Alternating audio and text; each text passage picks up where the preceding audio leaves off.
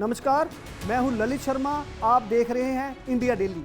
आज का पैकेज शायद दुनिया के सबसे शक्तिशाली और सबसे सुरक्षित नेता की यात्रा के पीछे छुपे उस सिस्टम को आपको दिखाया जाएगा जिसे जानकर आप चौंक जाएंगे और सोच में पड़ जाएंगे, क्योंकि आज हम बात करने जा रहे हैं पुतिन और उसके काफिले की, जो सिर्फ सुरक्षा नहीं बल्कि एक चलती फिरती साइंटिफिक प्रयोगशाला बन चुका है।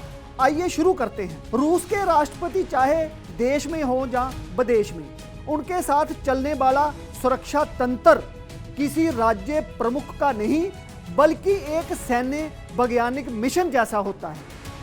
रिपोर्ट्स के मुताबिक जिस जगह पुतिन पहुंचते हैं उससे पहले एक अदृश्य टीम वहां पहुंचकर आम लोगों की तरह घुल मिल जाती है।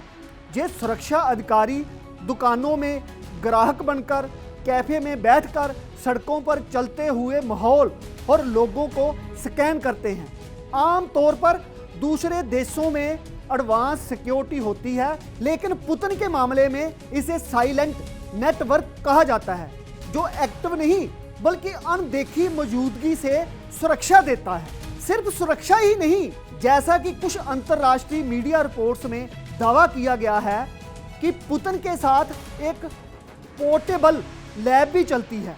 इसका काम केवल एक उनके खाने में जहर या केमिकल की जांच बताया जाता है कि ये लैब किसी वैन या एयरक्राफ्ट में फिट होती है और तुरंत रिजल्ट भी दे देती है। जहां तक कि उनके निजी रसोइये रूस से ही साथ आते हैं और केवल उसी भोजन को आगे बढ़ाया जाता है जो टेस्ट में क्लियर हो जाता है। सोचिए, दुनिया का एक नेता अपने खाने को भी किसी देश के भरोसे नहीं छोड़ सकता। रिपोर्ट्स कहती हैं कि पुतिन जहां भी जाते हैं वहां का पानी भी वे बाहर से मंगवाते हैं। जहां तक कॉफी या चाय बनाने के लिए भी पानी उनके साथ आता है। सुरक्षा एजेंसियां मानती हैं कि शरीर में जाने वाला हर तत्व नियंत्रण होना चाहिए।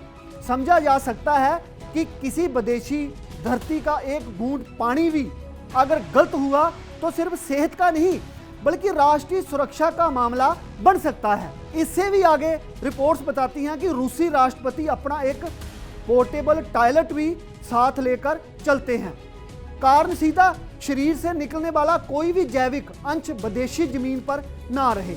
मेडिकल एक्सपर्ट्स कहते हैं कि इससे किसी भी विश्लेषण के जरिए नेता के स्वास्थ्य, बीमारियां या डीएनए तक की जानकारी मिल सकती है, और यही पुतिन कभी नहीं होने देना चाहते।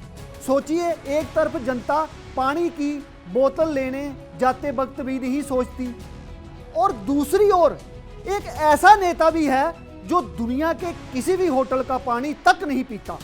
आखिर इस भय की वजह क्या है? सुरक्षा को लेकर ये सतर्कता कोई अचानक नहीं आई। कहा जाता है कि 2022 में जापानी प्रधानमंत्री शिंजो आबे की हत्या और स्लोवाकिया के पीएम पर हमला होने के बाद पुतिन की सुरक्षा प्रणाली को अत्यधिक आक्रामक मोड में सेट कर दिया गया। उनके लिए सुरक्षा सिर्फ शरीर की नहीं, पूरे राष्ट्र की गरिमा की सुरक्षा है। एक नेता गिरता है तो सत्ता रहती नहीं। यही तर्क रूस के सुरक्षा अधिकारी देते हैं। यह भी बताया जाता है कि पुतिन का काफिला सिर्फ कारों का नहीं होता, ये एक चलती हुई हाई कमांड कंट्रोल सिस्टम होता है। कुछ रिपोर्ट्स में दावा है कि काफिले में कई कैमरे और अत्याधुनिक चीजें लगी हुई हैं, यानी दौरा हो या खतरा हर समय युद्ध के लिए तैयार। भारत में 4 और 5 दिसंबर का दौरा इसी विशेष सुरक्षा प्रोटोकॉल के साथ होगा, जहां रूसी एजेंसियां पहले से मौजूद हैं और लोकल इंटेलिजेंस के साथ काम कर रही हैं। भारत पुतिन के इस दौरे को ऐतिहासिक मौके के रूप में देख रहा है। वहीं उनके सुरक्षा तंत्र ने हर कदम को पूर्व निर्धारित कर दिया है। सवाल ये नहीं कि पुतिन क्या साथ ला रहे हैं, सवाल ये है कि आज की दुनिया कितनी असुरक्षित हो चुकी है कि एक नेता को खुद की सुरक्षित होड़ लेकर चलना पड़ता है। तो आज की कहानी सिर्फ एक नेता के डर की नहीं बल्कि उस दौरे की है जहां ताकत के साथ भय भी चलता है। पुतिन विदेश जाते हैं तो अपने देश का भरोसा, अपनी सेहत की रक्षा और अपनी सत्ता की सुरक्षा के साथ चलते हैं। ये एक यात्रा नहीं, एक रणनीतिक काफिला है। लोग पूछते हैं क्या ये जरूरत है? शायद हाँ। जब दुनिया की राजनीति परमाणु बटन के इर्द गिर्द घूमे तब पानी की बोतल भी युद्ध का कारण बन सकती है। आप देखते रहिए इंडिया डेली, फिर मिलते हैं बड़ी खबर के साथ।